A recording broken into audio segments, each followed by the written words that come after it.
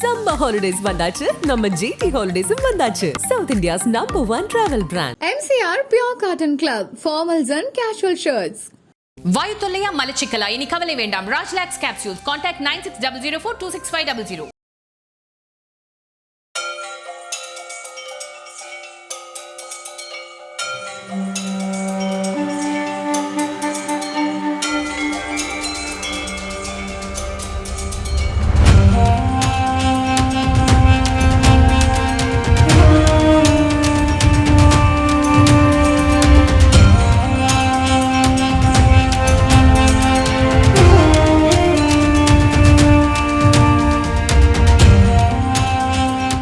பிரதோஷம் அப்படின்னாலுமே சிறப்பு தான்.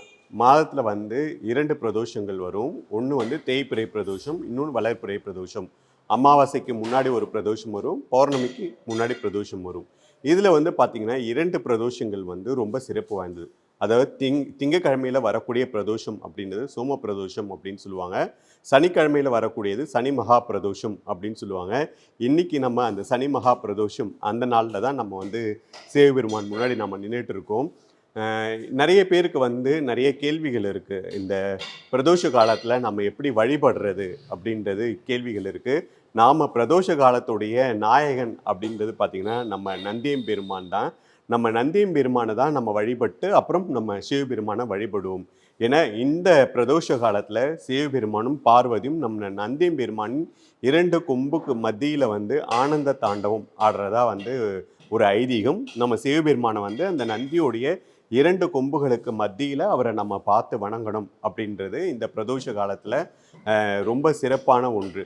அதே சமயத்தில் பிரதோஷ நேரத்தில் வந்து என்னென்ன மாதிரியான வழிமுறைகளை பின்பற்றலாம் அப்படின்னு நிறைய பேருக்கு கேள்விகள் எழும். இப்போ நம்ம சிவன் கோவிலுக்கு போனோம் அப்படின்னா சிவனுடைய சன்னதியை சுற்றி நம்ம போகும்போது பார்த்திங்கன்னா கோமுகம் அப்படின்னு சொல்லுவாங்க. அதாவது நம்ம அபிஷேகம் பண்ணுற தீர்த்தம் வந்து அந்த இடத்துல விழும். இந்த நம்ம பொதுவாக வந்து கோவிலை வந்து முழுமையாக சுற்றி வலம் வருவோம். ஆனால் இந்த பிரதோஷ நாளில் எப்படின்னாக்கா நம்ம இப்படி போய் சுற்றி அந்த கோமுகத்தோடு நம்ம முடிச்சுக்கணும், திருப்பி இப்படி வரணும், திருப்பி இப்படி போகணும் வரணும். அதுக்கப்புறம் இங்கேருந்து நந்தியம்பெருமான் கிட்டேருந்து இப்படி போய் அந்த கோமுகம் வரைக்கும் போயிட்டு திருப்பி இப்படி வரணும், திருப்பி இப்படி போயிட்டு இப்படி வரணும். இந்த மாதிரி 3 சுத்தும், இந்த மாதிரி 3 சுத்தும் அப்படின்னு சொல்லுவாங்க. இதுக்கு நிறைய புராணங்கள் சொல்லப்படுது. அதை அந்த நேரத்தில் அமிர்தம் கடையும் போது விஷம் வரும்போது தேவர்களும் அசுரர்களும் அங்கும் அந்த பக்கமும் இந்த பக்கமும் ஓடி போகும்போது சிவபெருமான் வந்து அவர்களை காப்பதற்காக அந்த விஷயத்தை எடுத்து அறிந்தினது நமக்கு தெரியும். அந்த மாதிரி அவங்க வந்து சிவபெருமானை நோக்கி ஓடின மாதிரி தான் நம்ம வந்து இந்த நேரத்தில் வந்து சிவபெருமானுடைய சன்னிதானத்தை முழுசாக சுத்தாமல் அந்த கோமுகத்தோடு போய் சுற்றிட்டு திருப்பி வந்துடுவோம். அது மாதிரி இந்த பக்கம் போய் சுற்றிட்டு வந்துடுவோம். இந்த மாதிரியும் சில இடங்களில் வந்து சிவபெருமானை வழிபடுறோம். அதுமாதிரி இந்த நேரத்தில் வந்து நம்ம என்ன வந்து கொடுக்கலாம் பிரசாதம் அப்படின்றது பார்த்திங்கன்னா நம்ம எப்போவுமே நந்தியம்பெருமானுக்கு நம்ம கொடுக்கக்கூடியது வெல்லமும் அரிசி அதுக்கப்புறம் வந்து ஏலக்காய் இதை கலந்து நம்ம வந்து நந்தியம்பெருமானுக்கு வந்து நைவேத்தியத்துக்கு கொடுக்கலாம். அதே மாதிரி இங்கே வரக்கூடிய பக்தர்களுக்கு வந்து நம்ம அது கொடுக்கலாம். இன்னொன்று பாலில் வந்து ஏலக்காய் கல்கண்டு நம்ம கலந்து வரக்கூடிய பக்தர்களுக்கு கொடுக்கலாம். சில பேர் வந்து விரதம் இருந்து இந்த பிரதோஷத்தை வந்து வழிபடுவாங்க. இப்போ நான் வந்து பார்த்திங்கனாக்கா அப்போ சின்ன வயசில் வந்து விரத முறைகளை கடைபிடிக்கும் போது காலையிலேருந்து சாயங்காலம் பிரதோஷம் முடிகிற வரைக்கும் சாப்பிட மாட்டேன். கோவிலுக்கு வந்து பிரதோஷ பூஜையை பார்த்துட்டு அதுக்கப்புறம் வீட்டில் போய் விரதத்தை வந்து முடிப்பேன். இன்றைக்கி நிறைய பேருக்கு வேலை வந்து காரணமாக வந்து விரதம் இருக்க முடியாது. ஆகவே இந்த பிரதோஷ நேரத்தில் நம்ம சிவபெருமானை வழிபடணும். சரி, நம்ம வந்து ஆஃபீஸில் இருக்கோம், என்ன பண்ணலன்னா உட்கார்ந்த இடத்துல இருந்தே நந்தியம்பெருமானையும் சிவபெருமானையும் நம்ம நினைத்து அவர்களுடைய ஸ்தோத்திரங்களை கூறி ஸ்லோகங்களை கூறி நம்ம வழிபட்டாலுமே நமக்கான நல் பலன்கள் கிடைக்கும். ஆகவே இந்த பிரதோஷம் அப்படின்றது வந்து நிறைய பேருக்கு வந்து இந்த கேள்விகள் எல்லாம் இருந்திருக்கும். கண்டிப்பாக இன்றைக்கி இந்த பிரதோஷ பூஜை இப்போ ஆரம்பிக்க போகுது. இந்த பூஜையோடு சேர்ந்து வரக்கூடிய பக்தர்கள் அவங்கவுங்க என்ன மாதிரி பூஜை முறைகளை கடைபிடிக்கிறாங்க, விரத முறைகளை கடைபிடிக்கிறாங்க, பிரதோஷ விரதம் இருந்து அவங்களுக்கு என்ன மாதிரியான நன்மைகள் கிடைச்சிது அப்படின்றத கேட்டு தெரிஞ்சுக்க முடியும். நம்ம சிவபெருமானுக்கு பூஜை செய்யக்கூடிய அர்ச்சகர்கிட்டையும் நம்ம வந்து கேட்டு தெரிஞ்சுக்க போகிறோம். இந்த கோயிலுடைய நிர்வாகி அவர்கள்கிட்டையும் நம்ம கேட்டு தெரிஞ்சுக்க போகிறோம். வாங்க. சாலிகிராமத்தில் இருக்கிற ஞானாம்பிகா சமேத சார பரமேஸ்வரர் நம்ம கூட இருக்காரு. அவரை தொட்டு அவருக்கு அபிஷேகம் செய்து இங்கே பூஜை செய்துட்டு இருக்கிற சிவாச்சாரியர் நம்ம கூட இருக்காரு. இந்த சனி மகா பிரதோஷம் இதனுடைய மகத்துவம் பற்றி அவர்கிட்ட கேட்கலாம். நமஸ்காரம். ஹர நம பார்வதி பததே, ஹர ஹர மகாதேவா, தென்னாற்றோர் இறைவா போற்றி. அருள்மிகு ஸ்ரீ வலம்புரி விநாயகர் ஆலயத்தில் எழுந்து அருள்வாழ்ந்து கொண்டிருக்கும் யானவல்லி அம்பிகை சமேத ஸ்ரீ சார பரமேஸ்வர சுவாமி அவர்கள் பார்த்தீங்க அப்படின்னா, இந்த கோயிலில் வந்து ஒரு 35 ஆண்டுக்கு முன்னாடி சின்ன பிள்ளையாராக தான் இந்த பகவான் வலம்புரி விநாயகர் சின்ன பிள்ளையார் தான் இங்கே இருந்தார். அதுக்கப்புறம் நம்ம பக்தர்கள்லாம் என்ன பண்ணாங்க அப்படின்னா, நம்ம பக்தர்கள் வர இங்கே இந்த சாலிகிராமத்தை இல்லத்தை சுற்றி இருக்கவங்க எல்லாருமே பிள்ளையார் மட்டும் இருக்கப்போ இருந்தால் பத்தாது அப்படின்னு சொல்லிட்டு நம்ம சிவபெருமானை வழிபடணும் அப்படின்னு சொல்லிட்டு இந்த சார பரமேஸ்வர சுவாமியை வந்து இங்கே வந்து பிரதிஷ்டை பண்ணி மாதம் பார்த்தீங்க அப்படின்னா சோமவாரம் வந்து பிரதோஷம் நடக்கும். அதே மாதிரி ரொம்ப விசேஷமானது ஒன்று பார்த்தீங்க அப்படின்னா சனி மகாபிரதேசம். சனி மகாபிரதேச காலத்தில் வந்து சாந்தரச்ச 4 to 6 அந்த டயத்தில் தான் மகா சனி பகவானுக்கு இந்த சர்வேஸ்வர சுவாமிக்கு வந்து அபிஷேகம் தீபதிப ஆராதனை நடைபெறும். அந்த நடைபெறும் காலத்தில் பார்த்தீங்கன்னா இங்கே உள்ள பக்தர்கள் எல்லாருமே ஒன்று கூடி அவங்களால முடிஞ்ச ருத்ரங்கள் பாராயணம் பண்ணி சர்வேஸ்வர பகவானை வந்து எல்லாருமே வழிபட்டு வந்துட்டுருக்கா. இந்த பகவானை வந்து வழிபட்டு பார்த்தீங்க அப்படின்னா அவங்க கேட்க வேண்டிய வரன்கள், குழந்தை இல்லாத குழந்தை கொடுப்பாங்க. அதுமாதிரி திருமணம் நடந்திருக்கு. அதேமாதிரி கடன் பிரச்சனைகள், அவளுக்கு என்னென்ன பிரச்சனை, நோய் நொடி எல்லா பிரச்சனைகள் எல்லாமே தீர்ந்து இந்த பகவான் வந்து இங்கே வந்து உட்காந்து அமர்ந்து எல்லா பக்தருக்கும் அருள்பாய்த்து கொண்டிருக்கிறார் அப்படின்னு ஒரு ஐதீகம். 4 to 6 சனி பிரதோஷத்தில் என்ன பார்த்தீங்கன்னா, ஃபஸ்ட்டு வந்து நந்தி பகவான் அபிஷேகம் பண்ணுறது நம்ம பகவானுக்கு அபிஷேகம் பண்ணுவோம். ஏன் நந்தி பகவான் அபிஷேகம் பண்ணுறோம் அப்படின்னா, நந்தி பகவான் வந்து சிவபெருமானை வணங்குற நேரம், 4 டயத்தில் வணங்குற நேரம். அவர் வந்து வணங்குற நேரத்தில் நம்மளும் வணங்கினோம் அப்படின்னா நமக்கு வந்து வாழ்க்கையில் வந்து சுபீட்சமாக எல்லா கஷ்டமும் நஷ்டமும் தீர்ந்து எல்லாருமே நல்லா இருக்கணும்னு சொல்லிட்டு இந்த மாதிரி இந்த ஆலயத்தில் வந்து ஏராள பத்திரகோடிகள் எல்லாருமே வந்து இந்த பகவானை வந்து வழிபட்டு கொண்டுட்டே இருக்கார். மாதம் பார்த்தீங்கன்னா மாதத்துக்கு வந்து 2 பிரதோஷம் வரும். விசேஷமான பிரதோஷம் பார்த்தீங்க அப்படின்னா சனி பிரதோஷம் ரொம்ப விசேஷமானது. அதே மாதிரி பார்த்தீங்கன்னா சோமவாரம் திங்கட்கிழமை அதே மாதிரி ரொம்ப விசேஷமான பிரதோஷம் தான். சனி பிரதோஷம் விசேஷமான அப்படின்னு எதுக்கு சொல்கிறோம் அப்படின்னா, சனி பிரதோஷத்தை வந்து இந்த இடத்துல 4வது வழிபட்டோம் அப்படின்னா நம்ம கேட்ட வேண்டிய வரங்கள் வந்து தடங்கள் இல்லாமல் கொடுத்துட்டே இருப்பார். இந்த பகவான் வந்து நீங்கள் வந்து ஒரு மரமாக இப்போ கண்ணாடியை பார்த்தீங்க அப்படின்னா எப்படி சிரிக்குதோ அதே மாதிரி தான் சுவாமிகள். இப்போ நம்ம கண்ணாடிக்கிட்ட போய் நின்னோம் அப்படின்னா சுவாமியை பார்த்தா, இப்போ நம்ம கண்ணாடி போய் பார்க்குறோன்னா தலைவாரம் வந்து அழகாக தெரியும். அதே மாதிரி தான் சுவாமி அழுகும். அதே மாதிரி தான் சுவாமி நமக்கு வந்து இந்த இடத்துல வந்து ஒரு மனதாக உட்காந்து நம்ம வந்து பிரார்த்தனை பண்ணினோம் அப்படின்னா கேட்க வேண்டிய வரங்கள் அவர் வந்து கொடுத்துட்டே இருப்பார் அப்படின்னு ஒரு ஐதீகம். இந்த கோவில் இந்த அளவுக்கு உருவாகி இங்கே நிறைய பக்தர்களுக்கு நன்மை நடந்து இங்கே இந்த அளவுக்கு பூஜைகள்லாம் சிறப்பாக நடக்குதுன்னா அதுக்கு காரணம் வந்து நம்ம நாராயண மாமா தான். அவர் வந்து இந்த கோவிலோட சிறப்பு பற்றியும் பிரதோஷங்களை பற்றியும் இங்கே வந்து பக்தர்களுக்கு எவ்வளோ பேர் நன்மை அடைஞ்சிருக்காங்க அதனுடைய சிறப்புகள் பற்றி நம்மக்கிட்ட பகிர்ந்துக்க போகிறாங்க. அவர்கிட்ட கேட்கலாம். நமஸ்காரம் மாமா. நமஸ்காரம். இந்த கோவில் வந்து ஞானவல்லி அம்பிகா சமேத சார பரமேஸ்வரர் ஆலயம்னு பேர். ஒரிஜினலாக இது வலம்புரி விநாயகர் 1993 ஃபஸ்ட்டில் ஆரம்பித்த கோவில் இது. அப்போருந்து கொஞ்சம் கொஞ்சமாக டெவலப் ஆகிட்டு நவகிரகம் துர்கைகள் எல்லாம் டிபெண்ட் பண்ணி 2005 இந்த சார பரமேஸ்வரர் இது அவங்களாம் பிரதிஷ்டை பண்ணி இப்போ ஃபுல் ஃப்ளெட்ஜ்டு கோயிலாக இருக்குது. 2 வருஷம் முன்னாடி இங்கே ஐயப்பனும் பிரதிஷ்டை பண்ணியிருக்கோம் இந்த கோவிலில். இந்த கோவில் வந்து இது ஒரு உங்களுக்கு கேள்விப்பட்டிருப்பீங்க, திருச்சேரிக்கு பக்கத்தில் சார பரமேஸ்வரர் கடன் பிணி தீர்க்கக்கூடியவர். எல்லா இடத்துலையும் எல்லாம் வைப்பாங்க. மீனாட்சி சுந்தரேஸ்வரர், காசி விஸ்வநாதர் அப்படிலாம் பேர் வைப்பாங்க. நம்ம மக்களுக்கு இந்த ஊர் மக்களுக்கு நன்மை அடையணும், கடன் பிணி தீர்க்கக்கூடியவராக சார பரமேஸ்வரர் அமைஞ்சிருக்கிறார். சார பரமேஸ்வரர்னா சாரனா என்ன, மேலே ஏற்றி விடக்கூடியவர். அந்த சார பரமேஸ்வரர் இங்கே நாங்கள் பிரதிஷ்டை பண்ணி வச்சுருக்கிறோம்.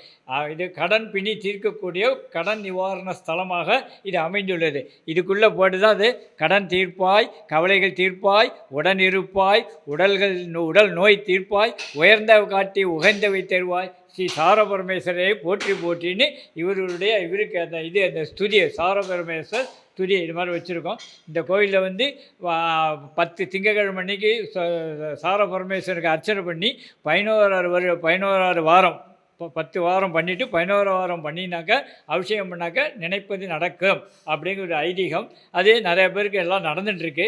நிறையா பேர் இந்த கோயிலுக்கு வந்துட்டுருக்குறாங்க. இந்த கோயிலில் வந்து பிரதோஷம், சங்கட சதுர்த்தி, தேய்பிரேஷ்டமி, கிருத்திகை, பௌர்ணமி மிச்சம் அதை எல்லா ஃபங்க்ஷனும் நடந்துட்டு இருக்குது. விநாயகர் சதுர்த்தியும் போது விநாயகர் சதுர்த்தி ஊர்வலம் மிக சிறப்பாக ஊர்வலம் ரோடு ஃபுல்லாக போகும். எல்லா ஊரும் நடந்து வந்திருக்கோம். கோவிலுக்குள்ளேயே நாங்கள் சாரபரமேஸ்வரர் இந்த பிரதோஷம் போது இது உற்சவர் வச்சு கோவிலுக்குள்ளேயே நாங்கள் தேர் வச்சு இழுக்கிறது அந்த ஃபெசிலிட்டிலாம் பண்ணி கொடுத்துருக்கோம். மக்கள் இங்கே வரவங்களும் ரொம்ப நிம்மதியாக இருக்கிறாங்க. அவங்களுக்கு நடக்கிறதுலாம் நல்லா நடக்கிறதுன்னு சொல்லிகிட்டு இருக்கிறாங்க.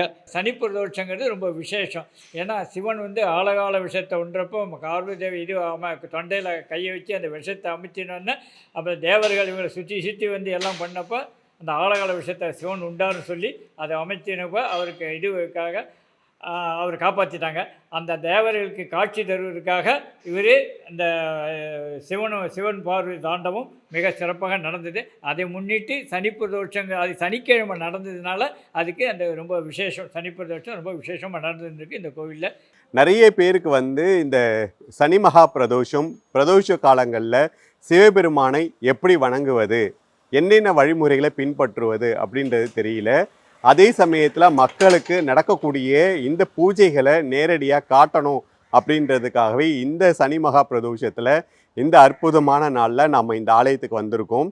இங்கே பிரதோஷ பூஜைகள் எப்படி நடக்குது, இங்கே வரக்கூடிய பக்தர்களுக்கு பிரதோஷ பூஜைகள் செய்து அவங்களுக்கு நடந்த நன்மைகள் இதை பற்றிலாம் நம்ம கேட்டு தெரிஞ்சுக்க போகிறோம். அது இல்லாமல் இந்த நேரத்தில் நம்ம என்னென்ன மாதிரியான வழிமுறைகளை பின்பற்றணும், சுவாமிக்கு என்ன மாதிரியான நேவேத்தியங்கள் கொடுக்கணும், என்ன பிரசாதங்கள் கொடுக்கணும் அப்படின்றதெல்லாம் தெரிஞ்சுக்கலாம். வாங்க. இந்த ஞானாம்பிகா பற்றியும் அவளுடைய அனுகிரகம் பற்றியும் மாமா இப்போ நமக்கு சொல்லுவாங்க. அவர்கிட்ட கேட்கலாம். இந்த அம்மன் பேர் ஞானவல்லி அம்பாள், ஞானாம்பிகை அப்படி என்று அழைக்கப்படுகிறது. ஞானம்னா என்ன? அறிவு, கல்வி இதெல்லாம் கொடுக்கக்கூடிய அம்மன். அதுக்கனால தான் இந்த அம்மனுக்கு ஞானாம்பிகைன்னு இங்கே பேர் வச்சு வச்சுருக்கோம். ஞானாம்பிகைக்கு பௌர்ணமி பூஜை போது மகா அபிஷேகம், சகசிராமர்த்தம் எல்லாம் நடக்கும். நவராத்திரி போது 9 நாளைக்கும் பூஜை நடந்து 10ஆம் நாள் சண்டி ஹோமம் எல்லாம் நடந்து ரொம்ப பிரமாதமாக அம்மனுக்கு அந்த அபிஷேகம் நடந்து, ஆராதனை நடந்து, ஹோமம் எல்லாம் நடக்கும். நவராத்திரி போது ரொம்ப சிறப்பாக 10 நாளும் இங்கே நடந்துட்டுருக்கோம். அதை தவிர்த்து மிச்சம் இந்த பிரதோஷங்கும் போதும் அம்மனுக்கு காலம்பேர் அபிஷேகம் பண்ணிவிட்டு மாலையெல்லாம் சாத்தி சிவனுக்கு என்ன பண்ணுறோமோ அது அத்தனையும் இங்கே அம்மனுக்கும் நாங்கள் பண்ணிகிட்ருப்போம். இந்த அம்மனை வேண்டியவங்களுக்கு ரொம்ப எல்லாருக்கும் வரம் தரக்கூடியதாக எல்லாம் அமைஞ்சிருக்குன்னு எல்லாருமே சொல்கிறாங்க. இப்போ வரவங்கெல்லாம் உங்களுக்கும் சொல்லுவாங்க. அதை பற்றி நீங்கள் கேட்டுக்கலாம். கோபூஜை என்றது அப்படின்னா என்ன அப்படி பார்த்தீங்க அப்படின்னா, நம்ம வீட்டில் என்றைக்குமே மகாலட்சுமி கடாட்சமாகவே இருக்கணும் அப்படின்னா என்ன தேவைகள்? ஒரு முகப்பொலிவு. இப்போ ஒரு தாய்மார்கள் பார்த்தீங்க அப்படின்னா ஒரு மகாலட்சுமி கடாட்சமாக இருக்கணும், என் வீட்டில் எப்போவுமே சந்தோஷமாக இருக்கணும். அப்படி என்ன தேவைன்னா வீட்டில் ஆட்டோமேட்டிக்காக மகாலட்சுமி வாசம் பண்ணுவாள். என்னென்ன தேவைன்னா உப்பு, புளி, தானியம், அந்த 5 இருந்தால் வீட்டில் எப்போவுமே சுத்தமாக இருந்தாலே மகாலட்சுமி ஆட்டோமேட்டிக்காக வாசம் பண்ணுவா. அதே மாதிரி வைதிகம். அதே மாதிரி நம்ம மாதம் நம்ம இல்லங்கள் கோபூஜை நடத்த முடியாது. இதே மாதிரி ஆலயத்தில் நடத்துகிற கோபூஜையில் நம்ம எல்லாருமே கலந்துக்கலாம். இப்போ நம்ம கோயிலில் என்ன விசேஷம் அப்படின்னா மாதம் பார்த்தீங்க அப்படின்னா பௌர்ணமி அன்னைக்கு காலையில் 8 மணி அளவில் அதே மாதிரி கோபூஜை படக்கும். எல்லாருமே இந்த கோபூஜையில் கலந்துக்கிட்டேன் அப்படின்னா 30 தேவர்கள் கோபு பின்னாடி தான் வாசம் பண்ணுறா அப்படின்ற ஐதீகமாக ஒன்று இருக்குது. நம்ம பிரதோஷ காலத்தில் கோவிலுக்கு வரும்போது நம்ம முக்கியமாக வாங்கிட்டு வர வேண்டியது அப்படின்னு பார்த்தீங்கன்னா பூஜைக்கு பால். ஏன்னா நந்தியம் பெருமானுக்கும் சிவபெருமானுக்கும் அன்றைக்கி அபிஷேகம் நடக்கும்போது நம்ம பால் வாங்கி கொடுக்கலாம். அபிஷேகத்துக்கு தேவையான பொருட்கள் நம்ம வாங்கி கொடுக்கும்போது நமக்கு அதில் நிறைய நன்மைகள் நடக்கும். இன்னொன்று எல்லாருமே சிவன் கோயிலில் பண்ணக்கூடிய ஒரு விஷயம் என்னென்னா, நந்தி பெருமானுடைய காதில் நம்ம என்ன நினைக்கிறோமோ அதை நடக்கணும் அப்படின்றதுக்காக நம்ம சொல்கிறது. இதில் எல்லாரும் ஒன்று பண்ணுவாங்க, நந்தி பெருமானோட காதில் சொல்லும்போது அந்த காதை மூடிக்கிட்டு இப்படி சொல்கிற மாதிரி. அப்படிலாம் நம்ம எதுவுமே பண்ண வேணாம். இப்போ நம்ம ஒரு கோரிக்கையை ஒருத்தர்கிட்ட நம்ம முன் வைக்கிறோன்னா எப்படி முன் வைப்போம், அதை மாதிரி இப்படி கை கட்டி வாய் புத்தி நம்ம மனசில் என்ன நினைக்கிறோமோ அதை நந்தியம் பெருமான்கிட்ட நம்ம சொல்லும்போது அது சிவபெருமானை சென்று சேருவதாக ஐதீகம். எந்த இடத்துலையுமே நம்ம எந்த ஒரு விக்கிரகத்தையுமே நம்ம தொடக்கூடாது. தொடாமல் நம்ம கொஞ்சம் தள்ளி நின்று தான் நம்ம பண்ணணும். ஆனால் நிறைய இடங்களில் கையை வச்சு நந்தியம் பெருமானோட காதில் சொல்கிறது, அந்த பக்கம் காதை மூடிட்டு என்னமோ நம்ம சொல்கிறது அந்த காது வழியாக வெளியில் போயிடுற மாதிரி அந்த பக்கம் மூடிக்கிட்டு சொல்கிறது, அந்த மாதிரிலாம் நம்ம சொல்ல வேணாம். சாதாரணமாக நம்ம இப்படி வச்சுட்டு நம்ம அது என்னென்னா நம்ம அவர் ஒரு தெய்வம். நந்தியம் பெருமான் தான் சிவபெருமானை நம்ம பார்க்கணுன்னா முதல்ல நமக்கு உத்தரவு கொடுக்க வேண்டியதே அவர் தான். அதனால் நம்ம அவர்கிட்ட அன்போடையும் அதே சமயத்தில் நம்மளோட கோரிக்கையை ரொம்ப இதுவாக பவ்யமாக அவர்கிட்ட நம்ம முன் வைக்கணும். அப்படி வைக்கும்போது கண்டிப்பாக நந்தியம் பெருமான் நம்மளோட கோரிக்கையை சிவபெருமான் கிட்ட கொண்டு போய் நமக்கு நிறைவேற்றுவார். அதுமாதிரி கோயிலுக்கு வரும்போது இந்த பிரதோஷ நாளில் நீங்கள் வந்து ஸ்லோகங்கள் வந்து நிறையா படிக்கலாம். சிவபெருமானுடைய ஸ்லோகங்கள் நிறையா இருக்குது. பிரதோஷ காலத்தில் நம்ம படிக்க வேண்டிய ஸ்லோகங்கள்னு இருக்குது. அது எல்லாமே படிக்கலாம். இங்கே வர முடியாதவங்க நம்ம உட்கார்ந்த இடத்துல இருந்தே அந்த ஸ்லோகங்களை வந்து நம்ம படிக்கலாம். சிவாஷ்டகம் படிக்கலாம். இதெல்லாம் பண்ணும்போது கண்டிப்பாக இந்த நேரம் அப்படின்றது வந்து பிரதோஷ காலம் அப்படின்றது நம்ம வந்து சிவபெருமானையும் நந்தியம் பெருமானையும் பார்வதியும் நம்ம நினைக்கிறதுக்கான ஒரு நேரம். இது வந்து நம்ம கோவிலில் வந்து தான் பண்ணணும்னு இல்லை. கோவிலுக்கு வர முடியாதவங்க இருந்த இடத்துல இருந்தே அவங்கள நினைத்து நம்ம வழிபடும் போது அதற்கான நற்பலன்கள் நம்மளை வந்து சேரும். அதாவது நான் வந்து ஒரு சிவன் கோவிலுக்கு போகிறோம் அப்படின்னா நம்ம பார்க்கறது வந்து சிறப்புலி மிக சிறப்பு எதுனா இந்த ரிஷப வாகனத்தில் சிவபெருமானும் பார்வதியும் காட்சி அளிப்பது தான். இதை பார்க்கறதுக்காகவே நிறைய பேர் வந்து தவம் கிடப்பாங்க. ரிஷிகளும் ஞானிகளும் நேரடியாக பார்த்து தரிசித்ததை நாம் இன்னைக்கு வந்து இப்படி தரிசனம் பண்ணுறோம். ஒரு சாமானிய மனிதர்களாக இப்படியே நேரடியாக அவர் வந்து சச்சி சுரூபமாக தரிசனம் பண்ணணுன்னு தான் ஒவ்வொருவரும் நம்ம காத்து கிடக்கிறோம். இந்த பிரதோஷ காலத்தில் எல்லா சிவன் கோவில்லையுமே பார்த்தீங்கன்னா சிவபெருமான் வந்து ரிஷப வாகனத்தில் வந்து காட்சி அளிப்பார். இதை கண்டிப்பாக பார்க்கணும். இங்கே இதனுடைய சிறப்பு என்ன அப்படின்றத அவங்கக்கிட்ட கேட்டு தெரிஞ்சுக்கலாம். ஒவ்வொரு கோயிலையும் பிரதோஷத்தன்னைக்கு சிவபெருமான அபிஷேகம் முடிஞ்சு தீபாவளிலாம் முடிஞ்ச அப்புறம் சிவபெருமானை வந்து நந்தி வாகனத்தில் பிரதோஷ நாயகர்னு பேர். இவர் பிரதோஷம் முடிஞ்ச உடனே அந்த சிவன் வழிபாடு முடிஞ்ச உடனே சிவனும் பார்வதியும் நந்தி மேடத்தில் எல்லாம் சுற்றி வந்து எல்லாருக்கும் காட்சி தர. என்ன ஐதீகம்னாக்க தேவர்கள்லாம் முன்ன சொன்னபடி பால்கடல் கடற்புற இருந்தப்போ அந்த இது வாழகால விஷயத்தை விழுந்த உடனே அந்த பார்வதி தேவியான்னு கண்டத்தில் வச்சு அவங்க நிறுத்தின உடனே இவர் தேவர்களை ரொம்ப சந்தோஷப்பட்டாங்களாம். தேவருக்கு ரொம்ப சந்தோஷம் கொடுக்கணும் அப்படிங்கிறதுக்காக இவர் பார்வதி தேவியோட ரிஷப வாகனத்தில் அந்த டான்ஸ் ஆடி எல்லாருக்கும் மகிழ்ச்சி தராரு, எல்லோருக்கும் சந்தோஷம் தரார் அப்படிங்கிற ஒரு ஐதீகத்தினால பிரதோஷ காலத்தில் பிரதோஷ நாயகர் வந்து சிவபெருமான அம்மையும் நந்தி வாகனத்தில் ஊர்வலம் வந்து கோவிலை சுற்றி வந்து எல்லாருக்கும் காட்சி தரார். அவர் காட்சி தரப்போ ஒவ்வொரு மூலையிலையும் நின்று ஒவ்வொரு டான்ஸ் ஆடுவார் அப்படிங்கிறது ஒரு ஐதீகம். இந்த கோவிலே அது மாதிரி நடந்துட்டுருக்கு. இது உண்மை. முத்து சுப்பிரமணிய சர்மா அவர்கள் நம்ம கூட இருக்காங்க.